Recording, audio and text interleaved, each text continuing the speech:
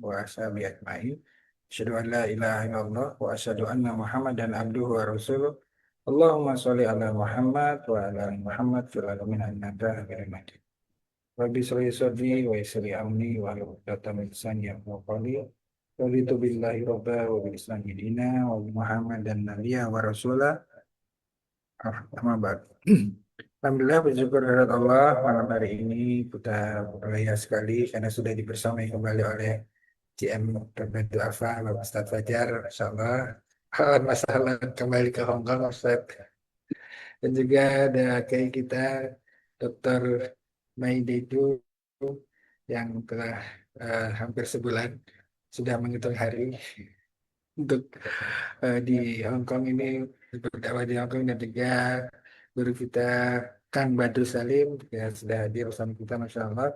Alhamdulillah bersyukur kepada Allah malam hari ini kita masih dipertemukan kembali di forum Halaqah kanan Jumat malam, Insya Allah di kita niatkan untuk bersilaturahim, untuk talabul ilmi dan saling sharing dan juga saling berbagi ilmu untuk dalam rangka menguatkan keimanan dan keislaman kita, dan berdiskusi bertolabul ilmi, dan mudah-mudahan Allah jadikan walaupun ini sebagai media online, Allah tetap jadikan ini sebagai sebuah majelis zikir yang dikelilingi oleh para malaikat. Amin amin ya rabbal alamin.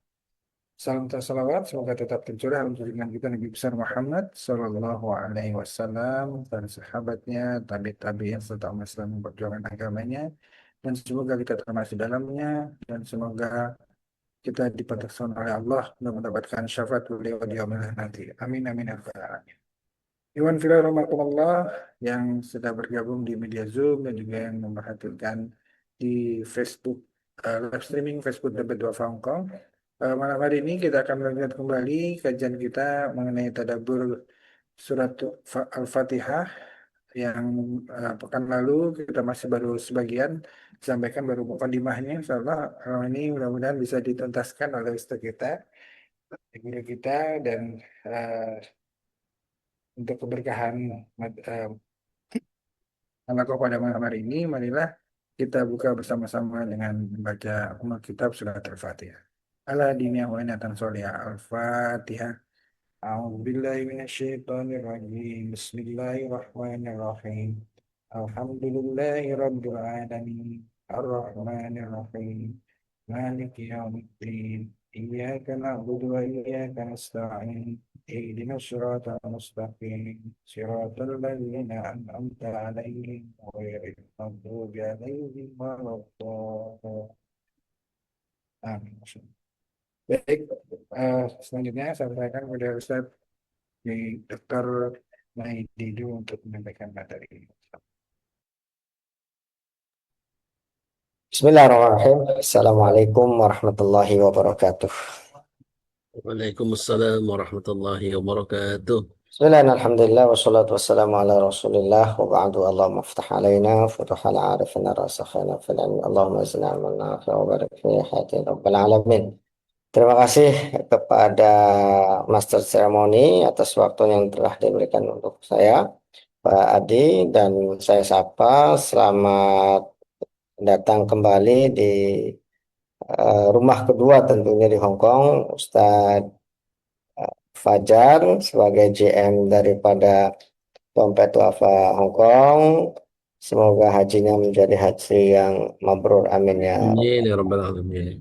Untuk juga Ustadzuna, guru kita semua, Ustadz Badrus, Dai Dompet Wafa Hong Kong untuk 1 tahun dan insya Allah nambah lagi katanya.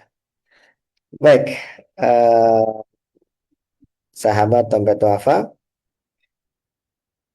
untuk menyambungkan dengan materi pekan kemarin, sekedar mereview bahwa surat Al-Fatihah ini tentu kenapa Allah mengulang-ulangnya atau menyebutnya Sab'u al-Masani, Umul Kitab, Al-Fatihah. Setiap penamaan pasti ada maksud dan tujuan.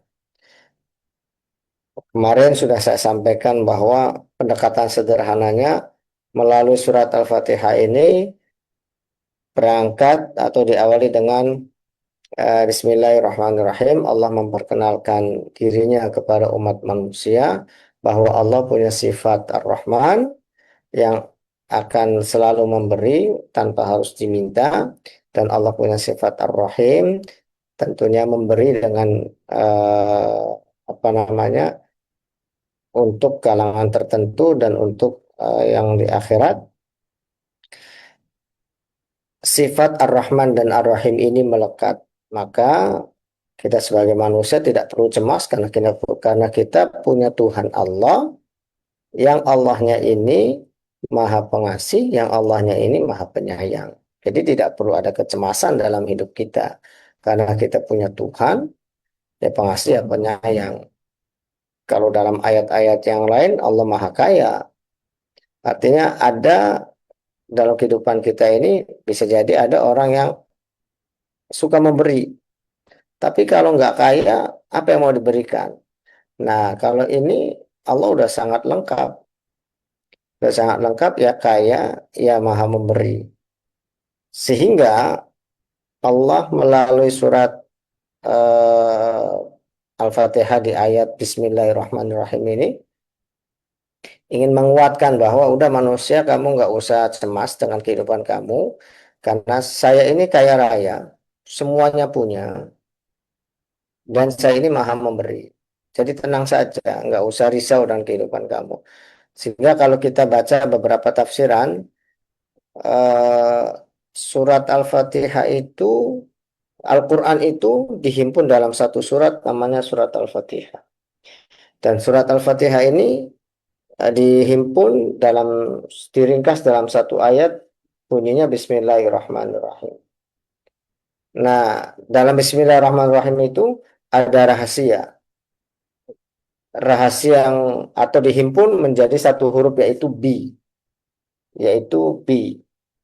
yang bermakna adalah dengan, ya hidup kita ya hanya memang dengan Allah gitu loh, karena Allah itu sebagai sandaran kita, selain Allah tidak bisa dijadikan sandaran, karena Allah sudah memberikan informasi terlebih dahulu tentang sifatnya yang begitu apa namanya, membangun optimistis dalam hidup kita, maka yang patut kita apa namanya, sikapi adalah bersyukur. Disinilah Allah menuntun kita caranya, yaitu dengan Alhamdulillahirabbil alamin. Makanya ayat kedua kok dari Bismillah ke Alhamdulillah, apa alasannya? Ya tadi, kalau mau menyambungkan, ya tanah subuh ayah ke ayat. Kenapa urutannya dari Bismillahirrahmanirrahim ke Alhamdulillah? Ya karena Allah tadi sudah mengenalkan dirinya dengan sifat-sifatnya yang maha memberi, yang maha penyayang. Kita sebagai makhluknya diajarkan oleh Allah, udah kamu cukup Alhamdulillah. Jadi kita cukup bersyukur dengan sifat-sifat Allah, dan diajarkan cara bersyukurnya itu Alhamdulillah. Lalu dipertegas lagi, siapa lillah, siapa Allah? Rabbil alamin, Tuhan semesta alam, yang mengatur seluruhnya. Diperkuat lagi, dengan cara apa Allah mengatur alam semesta?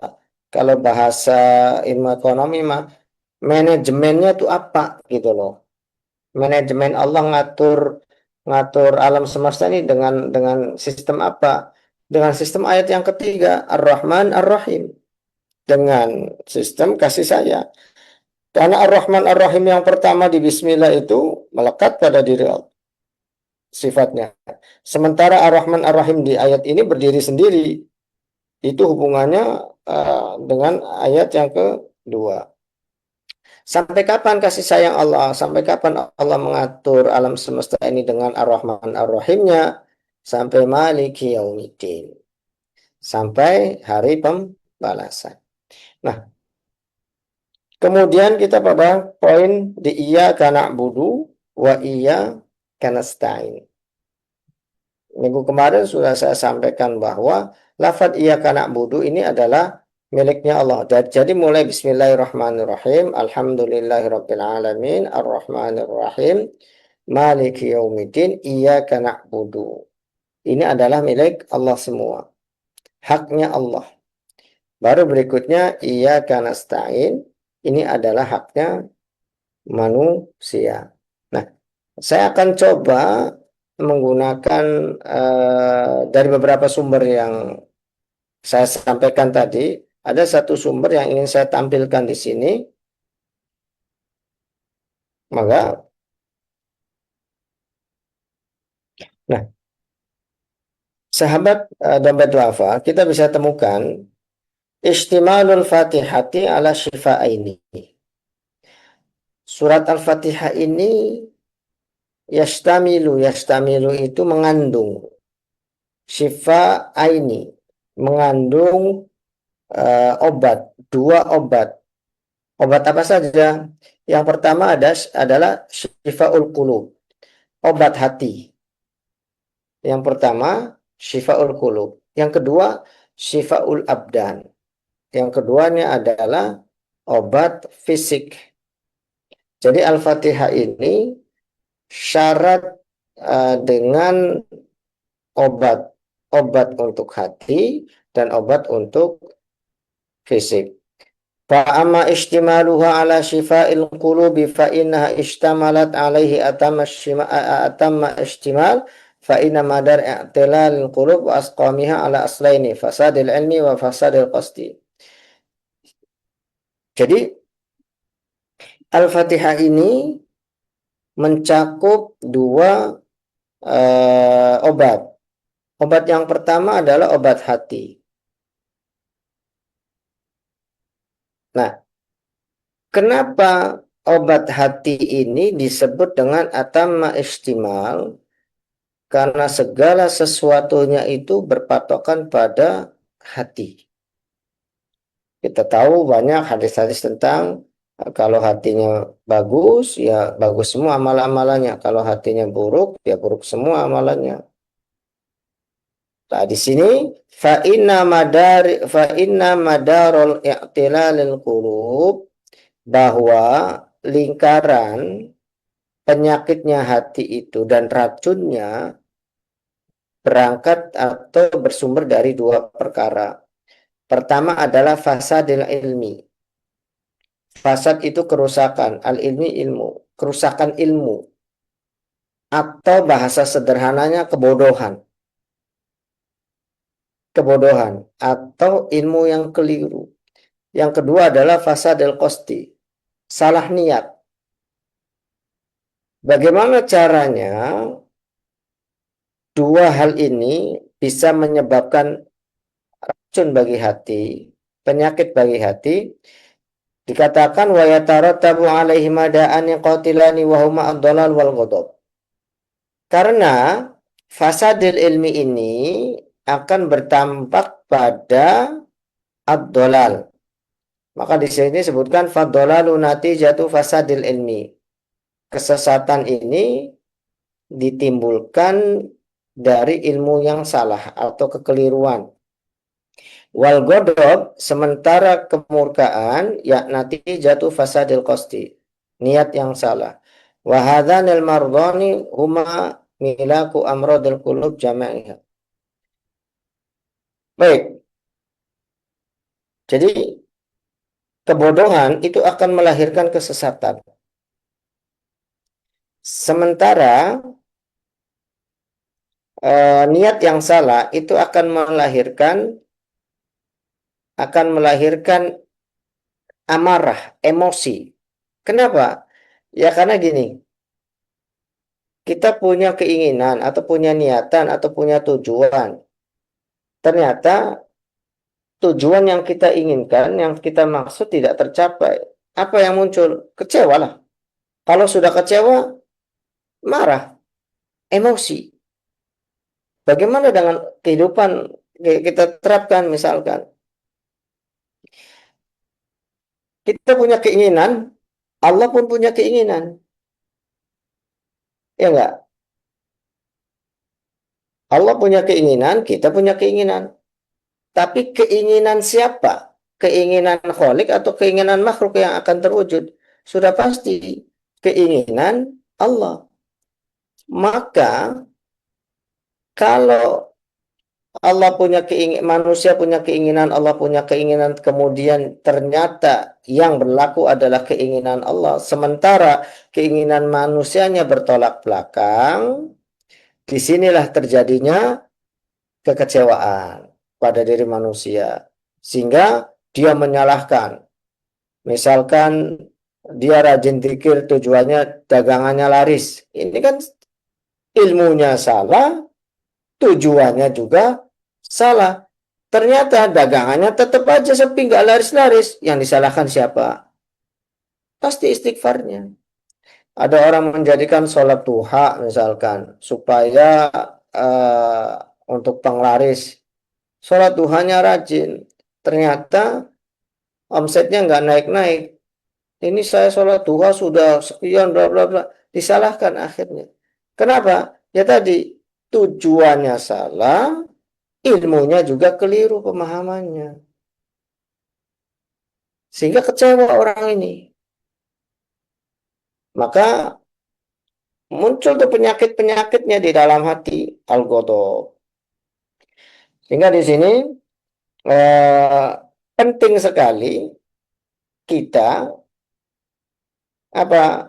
selalu minta petunjuk. Ihdinas siratal mustaqim. Makanya di lafadz iyyaka na'budu wa iyyaka nasta'in. Ya kan? Kepadamu ya Allah kami menyembah. Kepadamu kami sebagai manusia meminta pertolongan. Apa pertama kali lafadz yang Allah ajarkan untuk manusia? Setelah iyyaka na'budu wa iyyaka nasta'in, ihdinas siratal mustaqim. Kita kembali lagi kepada ayat yang iyyaka na'budu. Masih dalam sumber yang sama, yaitu kitab Al-Iksir, bahwasanya lafadz iyyaka na'budu ini mengandung makna bahwa Allah ciptakan ibadah di tengah-tengah manusia supaya manusia itu melakukan at-ta'abbudu, penghambaan. Kenapa ada penghambaan? Supaya manusia merasa bahwa dia butuh Allah. Jadi yang butuh ibadah itu sebenarnya kita, bukan Allah. Kalau dalam kitab At-Tabarruk fi Nasihatil Muluk, nasihat untuk para raja-raja, di antaranya adalah mengatakan kenapa Allah ciptakan ibadah di tengah-tengah manusia, supaya manusia merasa membutuhkan Allah. Nah, konsekuensinya apa ibadah ini? Ibadah ini harus dipenuhi atau harus memiliki dua syarat. Syarat yang pertama namanya al-mahabbah, mencintai. Karena cinta akan melahirkan penghambaan. Cinta, al-hubbu, ya, kecintaan terhadap sesuatu itu akan melahirkan perbudakan, penghambaan. Kita misalkan punya HP bagus nih. Kita seneng banget sama HP ini. Nggak mungkin kita naruhnya asalan aja. Ya kan? Nggak mungkin. Kita lapisi, kita kasih anti karat, anti pecah, anti boros dan lain sebagainya. Kita pegang erat-erat. Kenapa? Ya karena kita cinta, karena kita senang dengan HP ini. Akhirnya apa? Kita tidak terbebas. Selalu nih pikiran kita, hati kita, dan anggota tubuh kita menjaga HP ini. Kenapa dia mempersulit dirinya? Kemana saja, mana HP? Kemana saja, mana HP? Ya karena dia senang dengan HP itu. Disinilah kesenangan akan melahirkan perbudakan. Kita senang duit misalkan. Ya, dijadikannya duit ini sebagai Tuhan. Senang dengan duit. Maka orang itu akan melakukan apa saja. kerja dari pagi sampai malam, dia rela berlelah-lelahan, dia rela bercapek-capekan, ya, hanya untuk mendapatkan tadi uang. Setelah didapat, karena dia cinta, disimpannya uang, disayang-sayang, dihitung lagi, dan seterusnya. Hatinya akhirnya terpaut pada apa yang dia cintai. Atau misalkan kita cinta mobil. Nah, takut itu ketika jalanan rame, takut kanan, tengok kanan kiri dan sebagainya, barangkali kesenggol, lecet dan sebagainya. Akhirnya ada jalanan nggak rata, nggak berani. Kenapa? Dia rela bersusah-susahan karena tadi dia mencintai. Sehingga kecintaan ini akan melahirkan penghambaan. Dari situlah kalau Anda mau at-ta'abbud kepada Allah, harus dimunculkan rasa cinta. Sehingga kesulitan, kepayahan, atau energi yang dikeluarkan untuk ibadah itu tidak akan terasa. Tidak akan terasa. Ya, kenapa? Karena tadi cinta itu akan melahirkan penghambaan. Kita cinta uang, nggak mungkin kita uangnya digeletak-geletakin saja. Pasti itu disimpan di dompet, dompetnya disimpan di dalam tas, tasnya dipeluk terus-terusan. Iya kan? Karena cinta. Kita cinta anak-anak kita. Jalan itu nggak mungkin kita biarkan kita pegang, bahkan kita peluk, kita emban di keramaian. Kita cinta istri kita lindungi. Saya teringat dengan satu hadis qudsi ini yang dinukil oleh Imam Asy'arawi dalam tafsirannya, tafsir Imam Asy'arawi. Bapak Ibu bisa cek di tafsir Imam Asy'arawi ketika menafsirkan di surat Al-Kahfi. Apa katanya? Terjemahnya begini mudahnya. Allah mengatakan, Allah berfirman kepada dunia, wahai dunia, apabila dari hambaku, apabila manusia mengutamakan aku, kata Allah, menghambakan kepada diriku, layani dia. Tapi kalau misalkan manusia ada di antara hambaku yang mengejar kamu, orientasinya adalah kamu terus, materi terus, apa kata Allahnya? Perbudak dia. Gitu loh.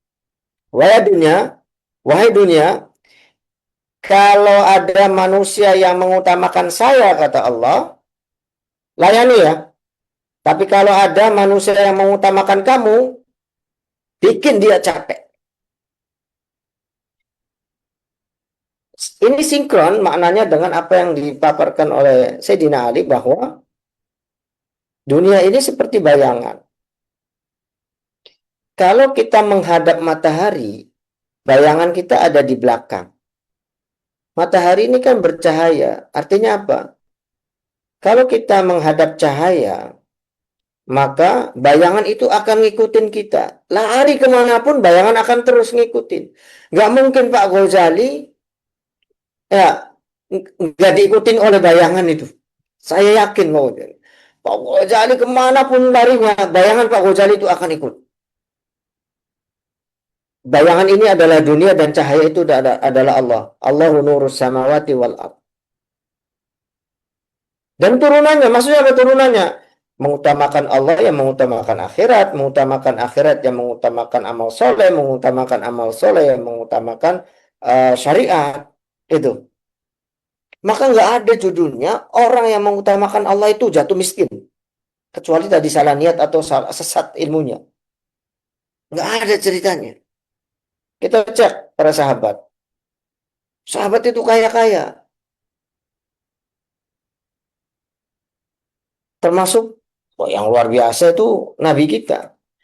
Nabi kita itu, Pak, kalau misalkan ada sensus atau istilahnya apa ya untuk menghitung PDB itu, ya Nabi itu ketika bersama Siti Khadijah. Jadi begini, kalau ada orang mengatakan bahwa Nabi itu miskin, itu keliru.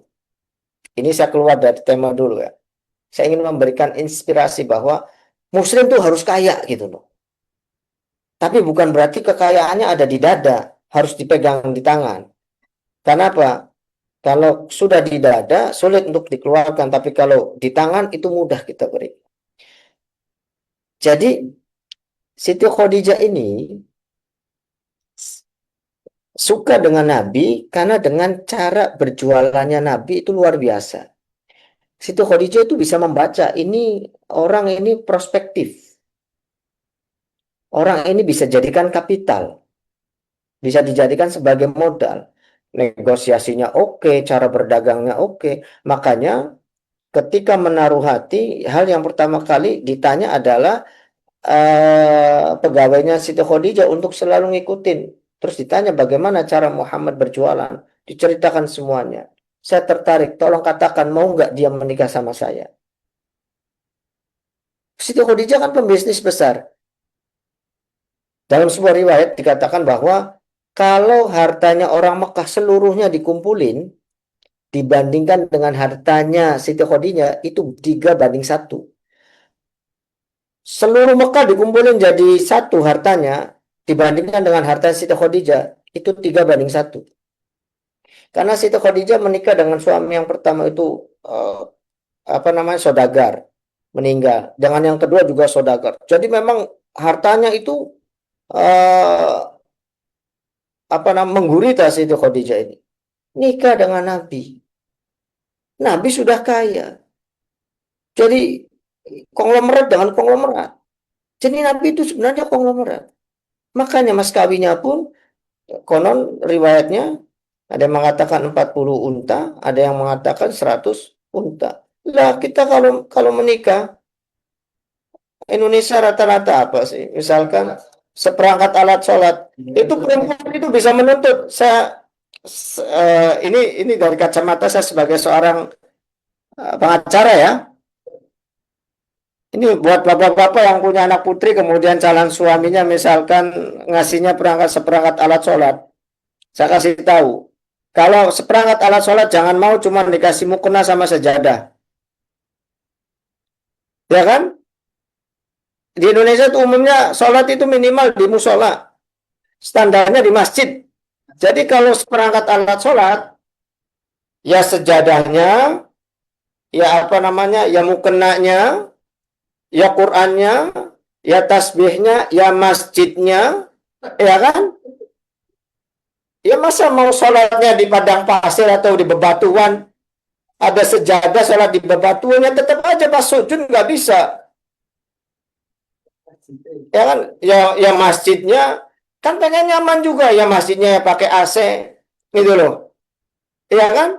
Kemudian kadang di masjid ya ada ngantuk-ngantuknya sih ya sekalian dengan tempat peristirahatan dan sebagainya. Jadi harus lengkap. Dan boleh nggak? Boleh. Boleh kita punya daya tawar gitu loh.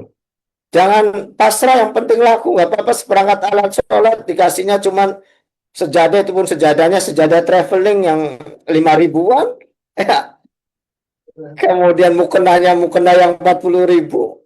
Itu saya selalu ngajarin itu. Daripada pesta megah-megahan, lebih baik uang pestanya dipakai untuk modal. Kita kembali lagi kepada sosok Nabi. Jadi Nabi kita itu luar biasa. Kaya raya, Pak. Maka seorang muslim harus dibangun image-nya nih. Jangan berpikir bahwa Nabi miskin, Nabi ini. Enggak. Nabi punya baju-baju mewah, punya. Bapak kalau baca ada namanya kitab Asy-Syama'il Al-Muhammadiyah.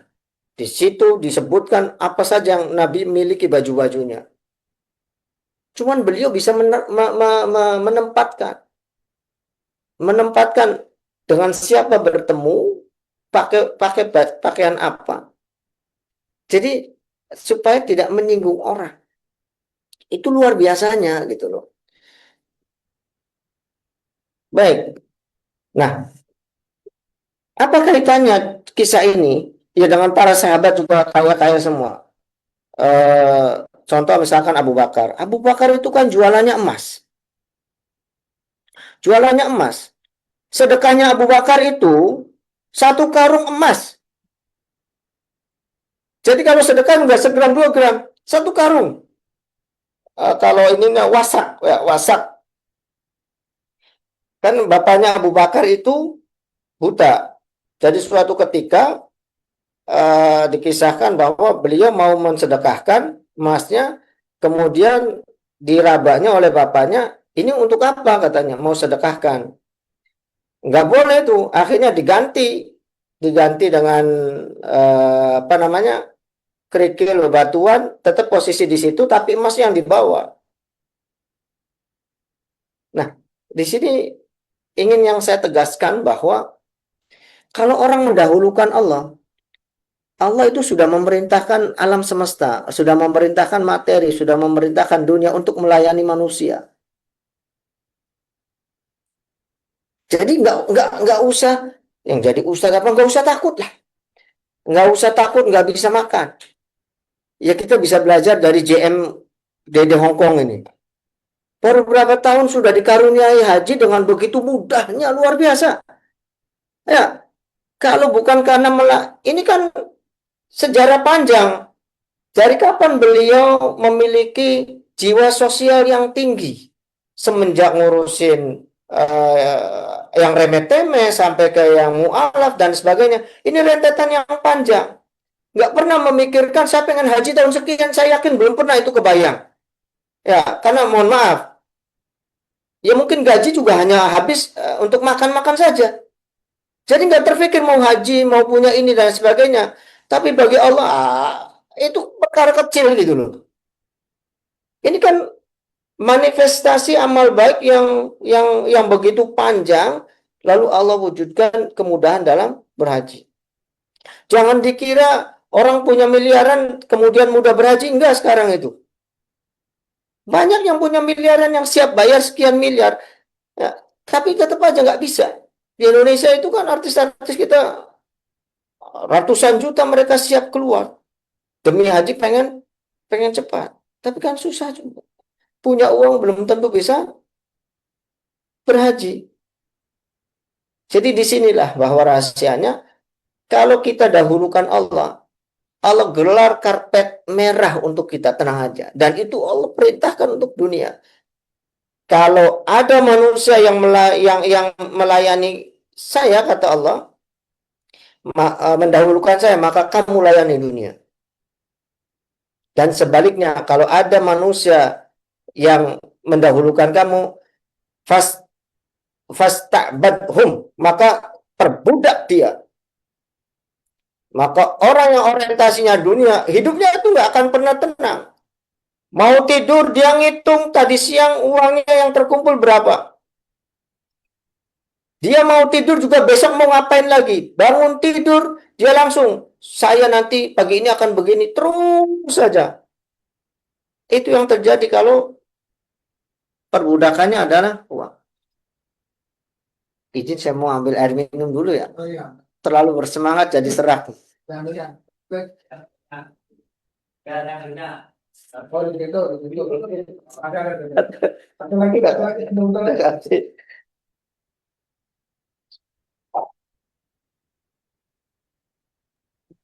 Ajudannya sampai lupa itu gimana Pak Ajudan. Ini kita lagi membahas daging ini insya Allah. Itu nanti bisa dicek. Itu di tafsiran Imam Sya'rawi di surat Al-Kahfi. Tentang wa daraballahu mathalan rajulaini, 2 orang mendapatkan kebun. Di situ insya Allah ada. Pokoknya di surat Al-Kahfi. Baik, kita lanjutkan kembali. Jadi ibadah ini harus dengan cinta. Yang keduanya, syarat yang keduanya, ibadah itu akan melahirkan ketundukan, nurut. Ya. Jadi harus ada cinta. Cinta ini akan melahirkan ketundukan. kita ini para suami, Pak. Garang-garang semua. Mungkin sesama teman kita gagah galak. Pak Adi ini gede dhuwur, Pak. Saya yakin di depan istri itu nurut, Pak. Nurut sekali. Kenapa? Bukan karena nggak gagah. Karena cinta, sehingga cinta inilah melahirkan nurut, Pak. Kenurutan. Jadi walaupun di pundaknya misalkan ada bintang 8, ya kan? Ya 4 maksudnya. Di rumah mah tetap itu. Ya, pagi suruh kerja, pasti berangkat. Sore pulang, bahkan malam-malam disuruh beli nasi goreng juga itu mau itu. Kenapa? Ya tadi, cinta akan melahirkan ketundukan. Jadi ibadah itu harus dengan cinta, dan cinta ini nanti akan melahirkan ketundukan. Sehingga kalau kita ibadah kepada Allah, harusnya melahirkan kecintaan kepada Allah. Kalau sudah melahirkan kecintaan, harus ada at-tadallul, harus ada ketundukan. Kalau orang tunduk, ya nurut.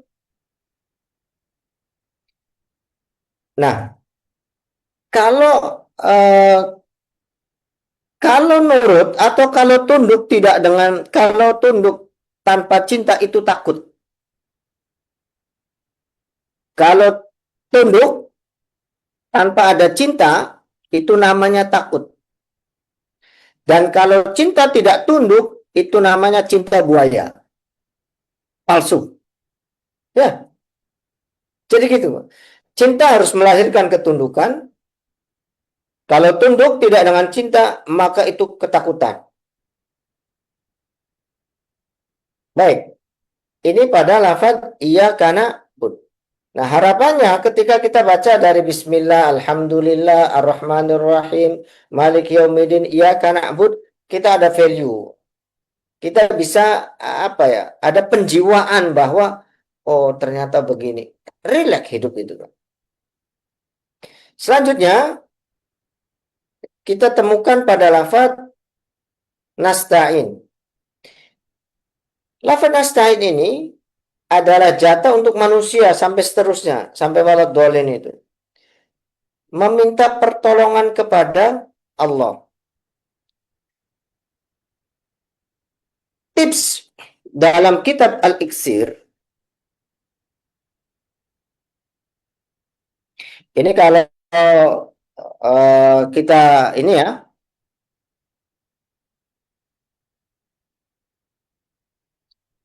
wa tahaqquq iyyaka na'budu wa iyyaka nasta'in ilman wa ma'rifatan wa amalan wa halan yatadammanu shifaa'a min maradi fasadil qalbi wal qasdi. Thumma innal qalba ya'ridu lahu mardani 'azimani in lam yatadaraku ma taramaya bihi ila talaf wala budda wa huma ar-riya wal kibr. Saya kembali lagi ke lafaz iyyaka na'budu yang berkenaan dengan penyakit.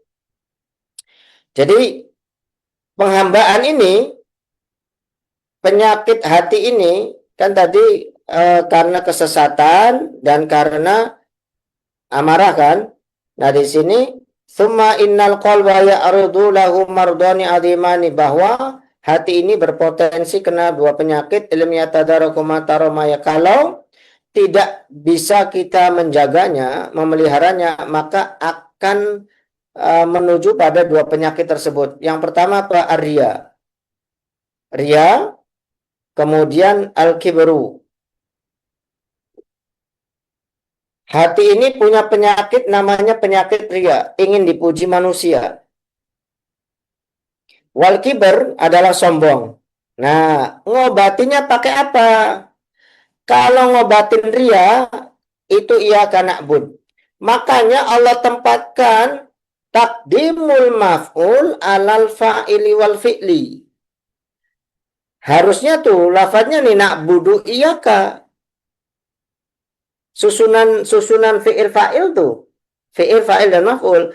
Na'budu iyyaka. Tapi kenapa di sini iyyaka na'bud?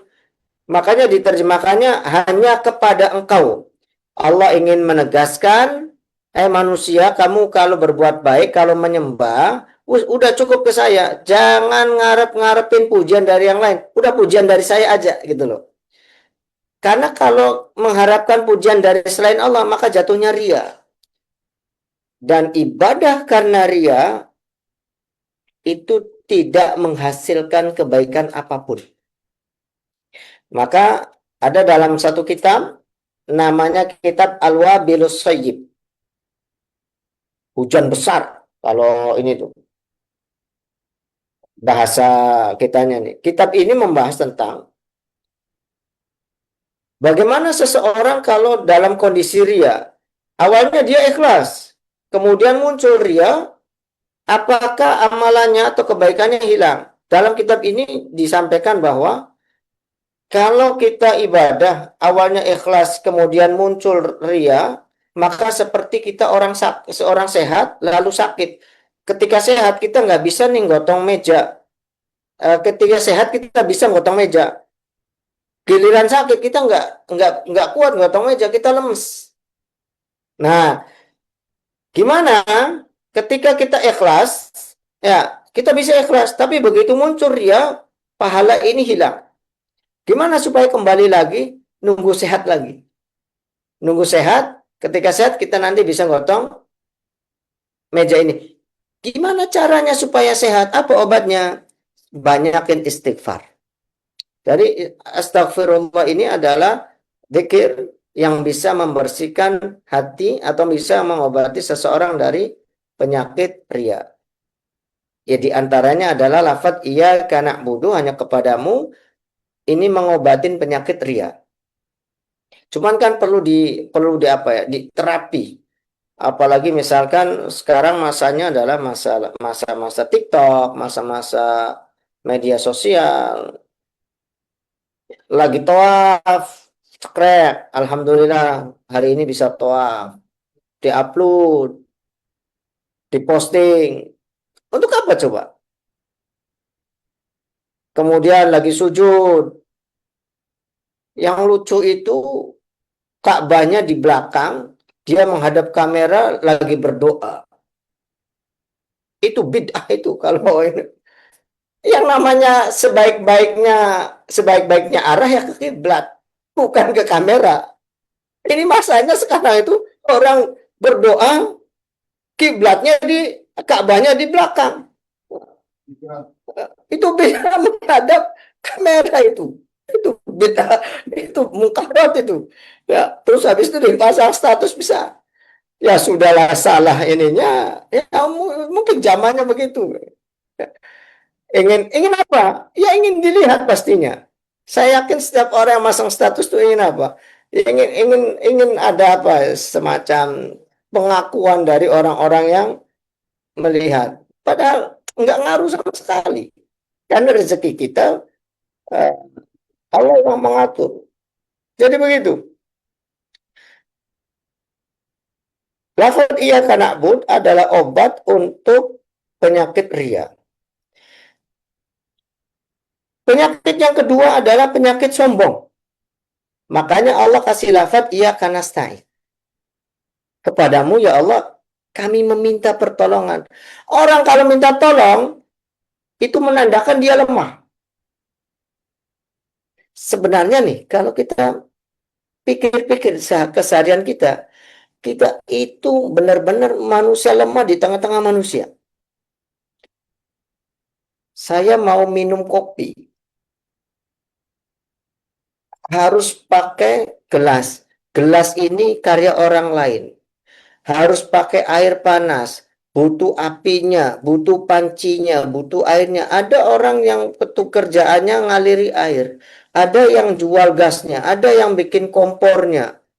Kemudian saya butuh kopi, ada yang nanam biji kopinya, ada yang menjemurnya, ada yang menggilingnya sampai menjadi kopi bubuk.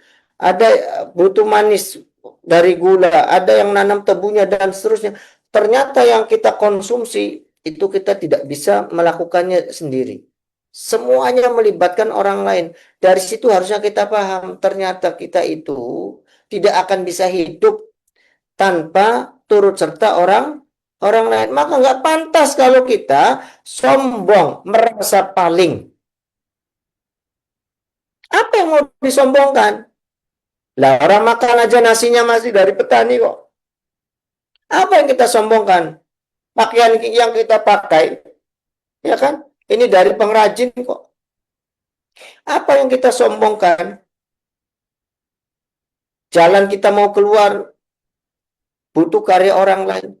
Maka nggak pantas manusia untuk sombong. Sehingga kata Allah, sombong itu pakaianku. Nggak pantas dipakai oleh manusia. Makanya ada ungkapan, tidaklah masuk surga orang yang di dalam hatinya ada kesombongan. Dan ini adalah ungkapan dari Nabi SAW, atau dalam kata lain ini adalah hadis.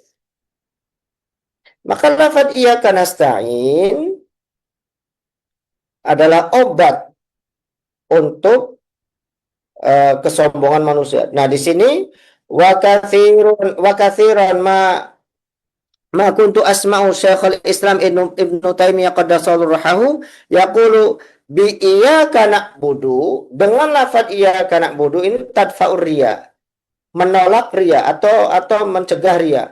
Wa iyyaka nasta'in, dan lafaz iyyaka nasta'in tadfa'ul kibriya, adalah membuang atau mencegah kesombongan. Halaman berikutnya, Pak.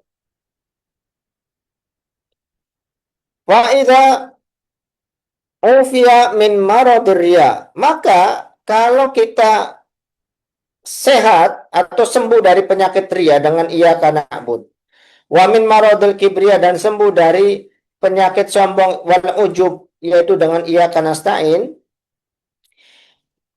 wa min maradid dolal wal jahl, dan dari penyakit kesesatan dan kebodohan, maka Allah kasih satu pesan yang menohok kepada kita, satu kata-kata yang luar biasa. Apa? Ihdinas siratal mustaqim. Kamu nggak tahu kehidupan kamu? Ihdinas siratal mustaqim. Kamu nggak tahu bagaimana menyembuhkan hati kamu yang riya, toh? Ihdinas siratal mustaqim. Kamu nggak tahu bagaimana cara meminta pertolongan, toh? Ihdinas siratal mustaqim. Di situ semua. Makanya doa yang pertama kali ada di dalam surat Al-Fatihah, ihdinas siratal mustaqim. Ya Allah, tunjukkanlah jalan yang benar. Sekarang kita beralih dari tinjauan tafsir. Apa siratal mustaqim? Ya kan? Ditafsirkan di surat Al-Fatihah itu siratal ladzina an'amta 'alaihim ghairil maghdubi 'alaihim waladdallin. Apa siratal mustaqim? Siratal ladzina an'amta, jalan yang orang-orang engkau kasih nikmat. Siapa yang engkau kasih nikmat?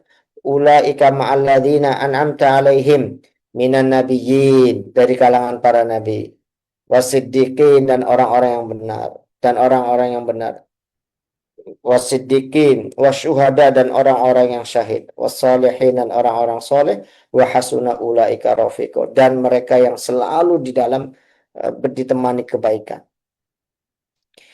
Jadi dalam lafaz iyyaka ihdinas siratal mustaqim ini cuman beberapa kata, tapi maknanya sangat luas, Bapak.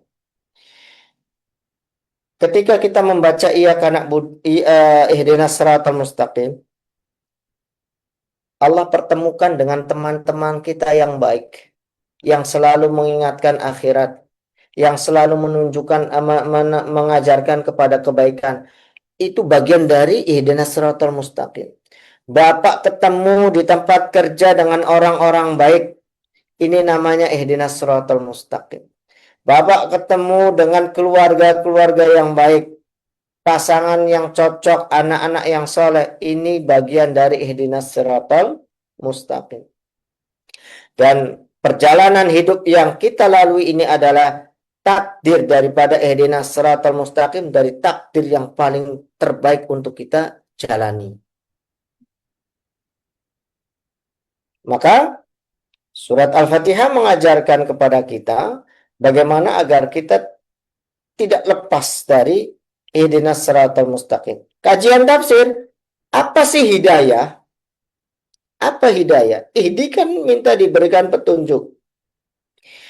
Dalam bahasa Arab itu ada idza ijtama'at iftaraqat wa idza iftaraqat ijtama'at. Ada dua kata yang kalau salah satunya disebut, maka yang dimaksud dua-duanya. Tapi kalau dua-duanya disebut, maka salah satunya tidak. Saya ambil contoh misalkan, ketika disebutkan antara zakat dan sedekah. Yang disebutkan adalah zakat, maka sedekah masuk di dalamnya. Tapi kalau sedekah disebutkan dan zakat disebutkan, di sini ada perbedaan antara sedekah dengan zakat. Masuk sampai sini. Ini yang dimaksud dengan idza iftaraqat, kalau disebutkan salah satunya ijtama'at, maknanya dua. Wa idza ijtama'at, tapi kalau dua-duanya disebut iftaraqat, maknanya berpisah. Kalau disebutkan zakatnya saja, ya berarti di dalamnya sudah ada sedekah. Tapi kalau disebutkan zakat dan sedekah, maka maknanya beda-beda. Zakat sendiri, sedekah sendiri. Begitu juga hidayat. Kita suka, mudah-mudahan kita mendapatkan hidayah dan taufiknya. Kalau disebutkan hidayah, maka di dalamnya ada taufik. Tapi kalau disebutkan di situ taufik, ada juga hidayah dalamnya. Tapi kalau disebutkan hidayah dan taufik, itu beda artinya. Apa hidayah?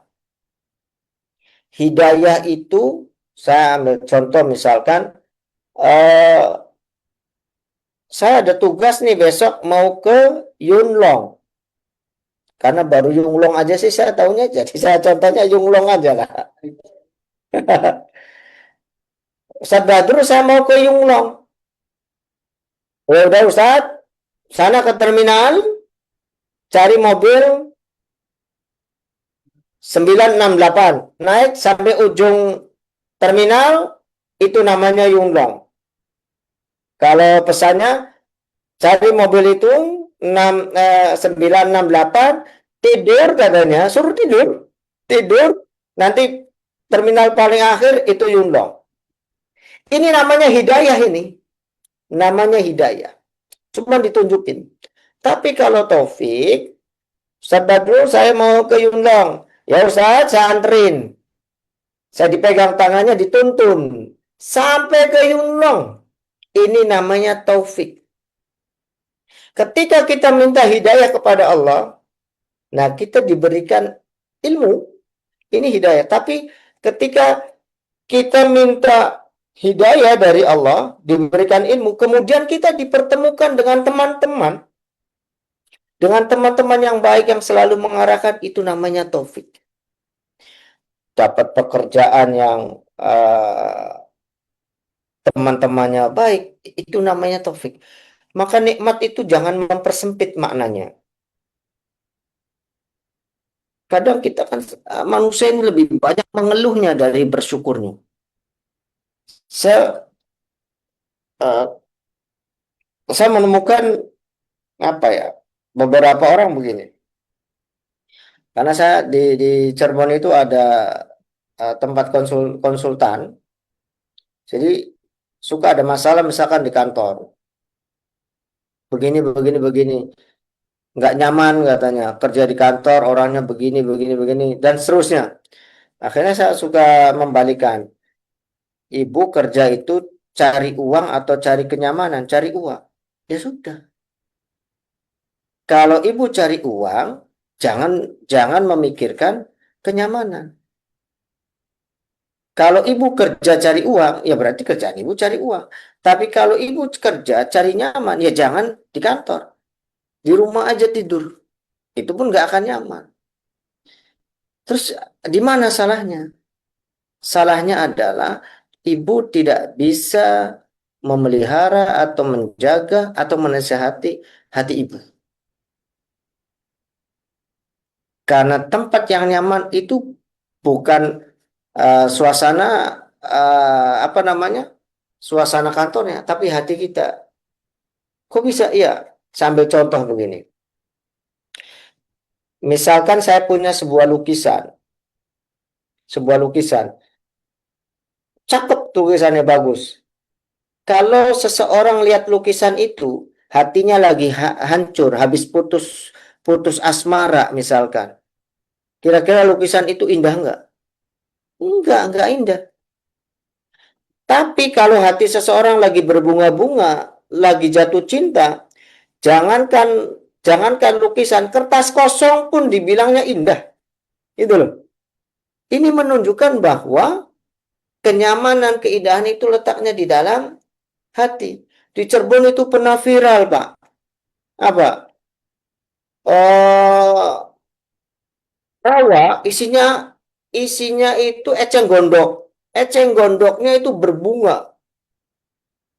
Eceng gondoknya berbunga.